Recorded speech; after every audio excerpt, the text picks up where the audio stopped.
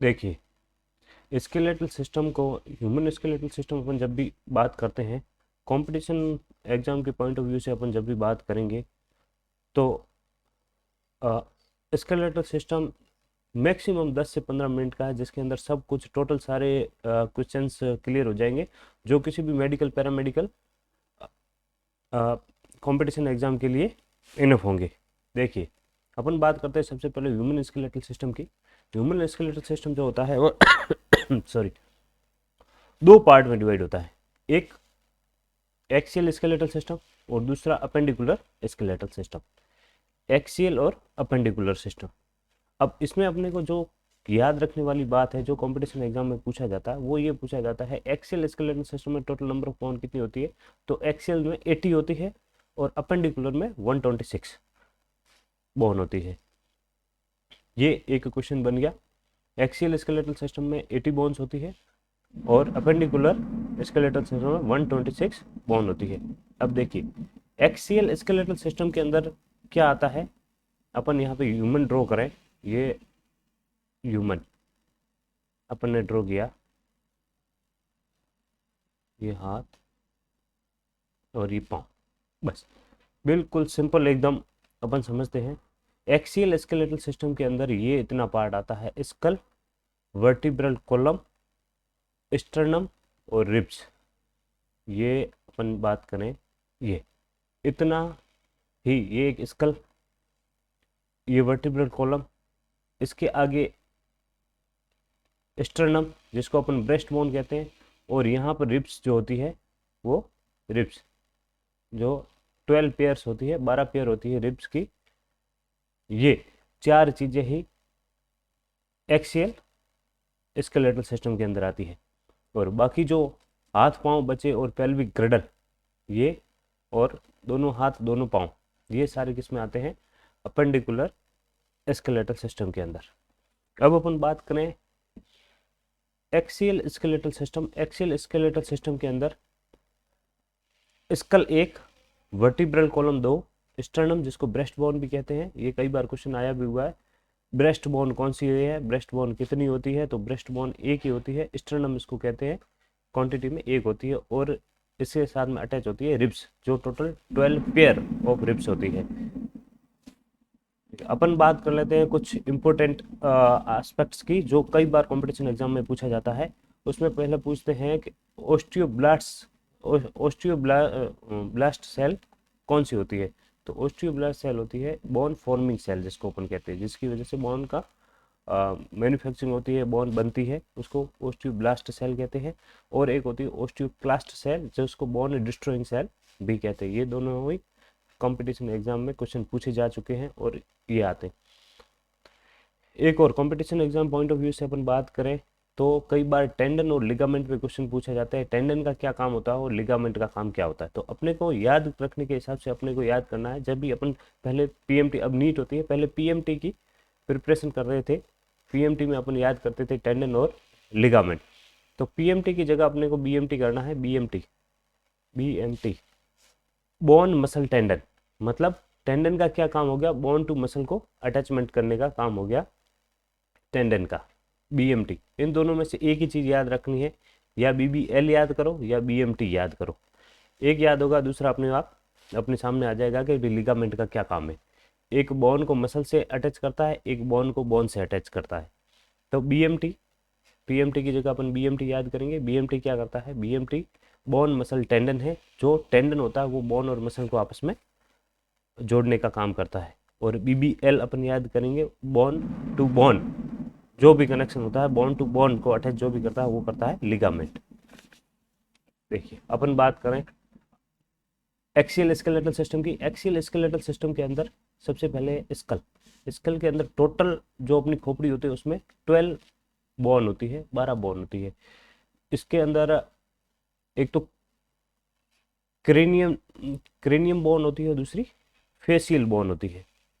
दो तरीके की होती है, क्रेनियम और फेसियल। अब क्रेनियम बोन कितनी होती है, ये होती है 8। कौन कौन सी होती है ये अपने को याद रखना है, और कितनी कितनी होती है, बहुत ही इजी है, कोई ज़्यादा इसमें डिफिकल्ट वाली कोई चीज़ नहीं है। क्रेनियम बोन होती है, टोटल नंबर ऑफ बोन कितनी होती है 8। ठीक है, स्कल के अंदर टोटल 22 बोन्स होती है, ये अपने को पता चल गया 22 बोन्स होती है। और क्रेनियम कैविटी जो उसके अंदर जो अपना ब्रेन रहता है वो क्रेनियम बोन्स होती है 8। कौन कौन सी होती है? एक तो होती है फ्रंटल, जिसको अपन फोरहेड कहते हैं, फ्रंटल बोन वो एक ही होती है बिल्कुल। ये अगर क्रेनियम अपन बात करें तो ये हो गई फ्रंटल, आगे की बात। दो होती है पैराइटल पास में, ये दो हो गई पैराइटल पास में बॉन्ड, एक और दो। फ्रंटल के पास में पैराइटल, दो बॉन्ड।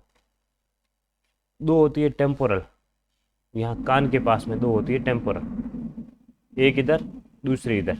टेम्पोरल कान के पास में, जैसे टेम्पो का हॉर्न अपन सुनते हैं, टेम्पो का हॉर्न कानों से सुनते हैं, तो कानों के पास में टेम्पोरल बोन होती है। टेम्पोरल टेम्पो के हॉर्न से अपन टेम्पोरल बोन याद रख सकते हैं। दो कान होते हैं, दो ही टेम्पोरल बोन होती है। और टेम्पोरल के पास में ही होती है दो पैराइटल बोन। फ्रंटल, फ्रंट में सिर्फ एक ही बोन दिखेगी, सामने कोई भी चीज़ दिखेगी एक ही दिखेगी, तो एक ही बोन होती है फ्रंटल। फिर आता ओसिपिटल, ये पीछे की बोन होती है। और एक होती है स्फेनोइड बोन और एक होती है इथमोइड बोन। स्फेनोइड इथमोइड दो तीन बार अपन लिख के याद करेंगे तो ये याद हो जाएगा, कोई बड़ी बात नहीं है इसमें।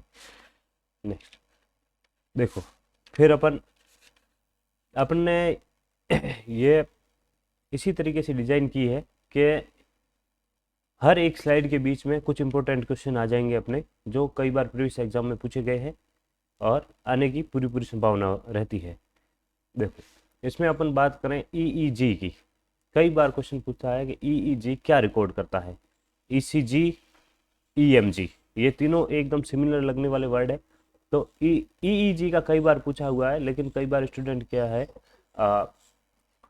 इसको ईसीजी पढ़ लेता है जल्दबाजी में, और ये कार्डिक एक्टिविटी को नोट करने के मतलब उसमें टिक कर देता है, और जो कि गलत हो जाता है। ईईजी क्या होता है? इलेक्ट्रो एनसेफेलोग्राम होता है, ये गलत, ये कार्डियोग्राम गलत लिखा हुआ है, ठीक है ना, ये गलत लिखा हुआ है, ये इलेक्ट्रो एनसेफेलोग्राम होता है। ईईजी, ईईजी इलेक्ट्रो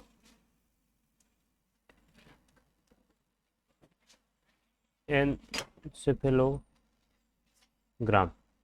इलेक्ट्रोएन्सेफेलोग्राम कहते हैं इसको, ईईजी को, जो ब्रेन की एक्टिविटी को नोट करता है। ईईजी इलेक्ट्रोएन्सेफेलोग्राम जो ब्रेन की एक्टिविटी को नोट करता है। दूसरा ईसीजी, ईसीजी होता है इलेक्ट्रोकार्डियोग्राम, ठीक है ना, ये कार्डियोग्राम यहाँ आना चाहिए, ये यहाँ आना चाहिए, स्लाइड गलत बनी हुई है तो इसको ज़्यादा माइंड नहीं करें, यहाँ लिख देता हूँ मैं, ये ईसीजी। ईसीजी क्या होता है? इलेक्ट्रो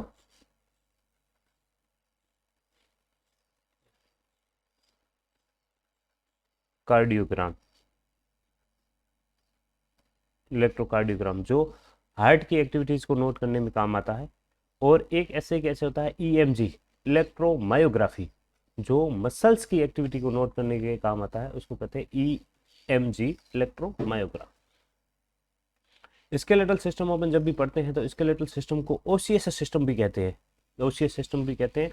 और स्केलेटल सिस्टम की स्टडी अपन जिस ब्रांच में करते हैं उसको ओस्टियोलॉजी कहते हैं। यह भी अपने को याद रखने वाली चीज़ है।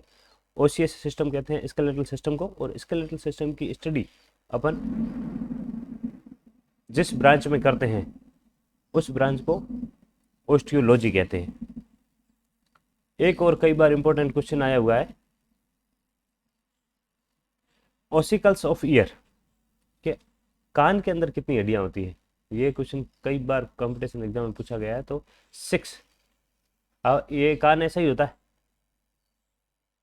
लोगों का, तो 6 अपन याद रख सकते हैं, 6 हड्डियां होती है इसमें, कान में, नहीं कान में, ईयर्स में कितनी हड्डियां होती है? टोटल 6 होती है। ठीक है, अपन बात करें, पहले बात की थी अपन ने स्कल की, अब अपन बात कर रहे हैं फेशियल बोन की। फेशियल बोन होती है 14।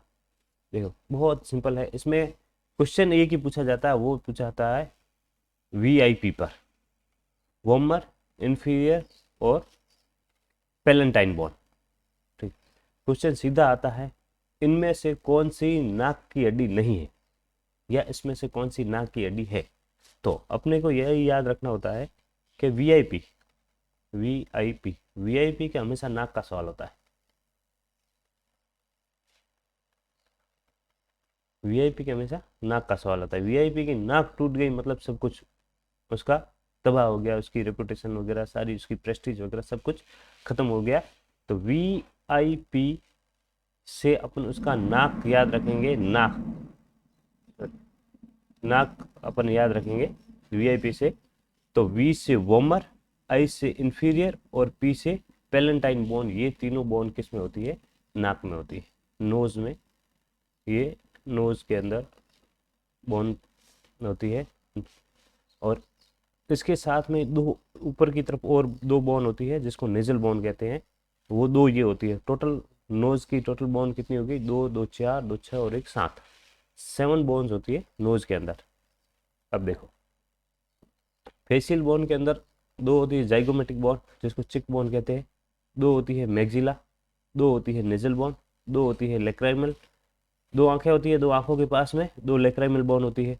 ठीक है, नाक के दो हिस्से होते हैं तो दो बोन होती है नेजल बोन। ऊपर मैक्सिला, दोनों तरफ एक एक बोन होती है दो, और दो चिक होते हैं अपने तो दो ही जाइगोमेटिक बोन हो गई। वीआईपी मैंने बता दिया, वीआईपी एक दो दो, ये अपने को याद क्वांटिटी याद रखते हैं। वोमर एक ही होती है क्वांटिटी में, इंफीरियर दो होती है और पैलेंटाइन बोन भी दो होती है। इस पे मैंडिला पे कई बार क्वेश्चन आया है, मैंडिबल पर। मैंडिबल एक ही बोन होती है जो फेस के अंदर, स्कल के अंदर ओनली मूवेबल बोन ये एक ही है, मैंडिला, मैंडिबल सॉरी मैंडिबल एक ही है जो मूवेबल बोन है, जो बोलते वक्त अपने ऊपर नीचे हिलती है, खाना खाते वक्त जो ऊपर नीचे हिलती है, नीचे जो ठुड्डी वाली बोन होती है इसको कहते हैं मैंडिबल। देखिए वापस इंपॉर्टेंट क्वेश्चन अपन ले लेते हैं। ह्यूमन बॉडी की स्मॉलेस्ट बोन होती है स्टेपिस, ये ईयर के अंदर होती है। और लॉन्गेस्ट बोन होती है फीमर, जो थाई की बोन होती है उसको अपन फीमर कहते हैं। ये दो चीज़ें कई बार कंपटीशन एग्जाम में पूछा गया है, अपने को याद रखनी है। देखो थोरेसिक केज, इसके अंदर थोरेसिक वर्टिब्रेट आ गई टोटल 12, स्टर्नम या ब्रेस्ट बोन एक, और टोटल रिब्स 12 पेयर होती है। इस रिब्स में अपने को ये याद रखना, कंपटीशन एग्जाम के हिसाब से अपने को ये याद रखना है, जो ट्रू रिब्स होती है वो 1 से 7 तक जो होती है वो ट्रू रिब्स होती है। 1 to 7 जो होती है वो ट्रू रिब्स होती है, जो स्टर्नम से अटैच रहती है, ब्रेस्ट बोन से अटैच रहती है। उसके नीचे 8, 9 और 10 ये तीन जो रिब्स होती है, ये इसको फॉल्स रिब्स कहते हैं, जो इंटरकोस्टल कार्टिलेज से अटैच रहती है। उसके नीचे 11 और 12 दो जो बोन होती है, दो नीचे लास्ट वाली दो बोन जो डायफ्राम से अटैच रहती है, इसको फ्लोटिंग रिब्स कहते हैं। कई बार क्वेश्चन पूछा जाता है कि ट्रू रिब्स कौन कौन सी होती है, फॉल्स रिब्स कौन कौन सी होती है, और फ्लोटिंग रिब्स कौन कौन सी होती है। तो 11 और 12 नंबर वाली ये जो फ्लोटिंग रिब्स है, 8, 9, 10 वाली ये फॉल्स रिब्स है, और 1 से 7 ऊपर वाली जो स्टर्नम से अटैच रहती है ये ट्रू रिब्स है। अब आया स्टर्नम। देखो स्टर्नम लगभग 15 सेंटीमीटर इसकी लेंथ होती है। इसके 3 पार्ट होते हैं, मेनिब्रियम, बॉडी और जिफोइड प्रोसेस। कई बार कंपटीशन एग्जाम में पूछा जाता है, ये तीनों नाम दिए जाते हैं, ये किस बोन के पार्ट है, ऐसा पूछा जाता है किस बोन के पार्ट है। तो ये स्टर्नम या ब्रेस्ट बोन के पार्ट है, कौन से, एमबीएक्स, मेनिब्रियम, बॉडी और xiphoid process. Next vertebral column. Vertebral column, इंसान हमेशा आदमी हमेशा लंबा होता है फीमेल की कंपैरिजन में। तो जो मेल की वर्टिब्रल कॉलम होती है वो हमेशा लंबी होती है, ये जो होती है ये 71 सेंटीमीटर होती है अप्रोक्स, और जो फीमेल की होती है ये स्टैंडर्ड 61 सेंटीमीटर होती है। Vertebral column cover the spinal cord को ये कवर करती है, इसको ज़्यादा अपने को डीप में नहीं जाना है। अब क्वेश्चन अपने कंपटीशन एग्जाम के हिसाब से यहाँ से पुट होता है। एक तो ये पुट हो जाता है सबसे पहला ही कि वर्टिब्रल कॉलम के अंदर टोटल नंबर ऑफ बोन्स कितनी होती है, तो टोटल नंबर ऑफ बोन्स होती है 26 या फिर 33, दोनों में से जो भी ऑप्शन आए वो राइट है, करेक्ट है। 33 कैसे है मैं बताता हूँ आपको। 5 टाइप की इसके अंदर बोन होती है। सबसे पहले ऊपर सर्वाइकल, जो अपने पीछे गर्दन होती है, कई बार अपन कहते हैं सर्वाइकल पेन हो रहा है, सर्वाइकल पेन होता है, तो डॉक्टर कई बार ये अपने को एडवाइस करता है कि आपको तकिया नहीं लगाना है गर्दन पर, तो सर्वाइकल पेन होगा, चक्कर आएंगे, तो वो सर्वाइकल गर्दन पे ही होती है। गर्दन के जस्ट नीचे वाली ये 7 डिस्क होती है, जो 7 बोन होती है, ये होती है सर्वाइकल। स से सर्वाइकल, स से 7 अपने को याद रख सकते हैं। थोरेसिक वर्टिब्रेट अभी अपन ने पढ़ा है, थोरेसिक वर्टिब्रेट, तो थोरेसिक वर्टिब्रेट से जो टोटल 12 पेयर ऑफ रिब्स है वो कनेक्ट रहती है। तो रिब्स भी 12 होती है, तो थोरेसिक वर्टिब्रेट भी कितनी होती है, 12 होती है। फिर आती है लंबर, ये क्वांटिटी में 5 होती है। फिर सैक्रम और कोकाइक्स, ये एक एक होती है। सैक्रम जो होती है ये 5 फ्यूज्ड बोन से बनती होती है, 5 बोन्स होती है जो आपस में फ्यूज होकर एक सैक्रम बनाती है। और कोकाइक्स जो होती है बिल्कुल लास्ट स्पाइनल कॉर्ड, ये वर्टिब्रल कॉलम की लास्ट जो बोन होती है वो होती है कोकाइक्स, जो 4 बोन से मिलकर बनती है। तो ये 5 और 4 ये जोड़ेंगे तो टोटल 33 हो जाएगा। नहीं तो अपन इसको एक एक को काउंट करेंगे तो ये 26 ही रहता है। इसलिए दोनों ऑप्शन राइट है, 33 बोन वर्टिब्रल कॉलम में या 26, दोनों ही ऑप्शन करेक्ट है। Thank you so much.